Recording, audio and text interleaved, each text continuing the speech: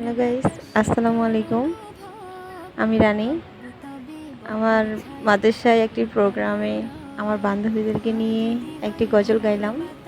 তো গজলটা কেমন হয়েছে? মা যদি হয় ভোরের বাতাস শীতল অনুভব, আব্বু তবে বটের ছায়া পাখির কলরব।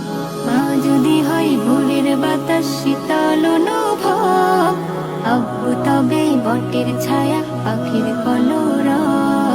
রাগ অভিমান হলে যাই মায়েরা চলে, রাগ অভিমান হলে যাই মায়েরা চলে। আব্বু মাথায় হাত বুলালে যাই ভুলে যাই সব। যদি হয় ভোরের বাতাস শীতল অনুভব, আব্বু তবে বটের ছায়া পাখির কলরব। মা যদি হয় ভোরের বাতাস শীতল অনুভব, আব্বু তবে বটের ছায়া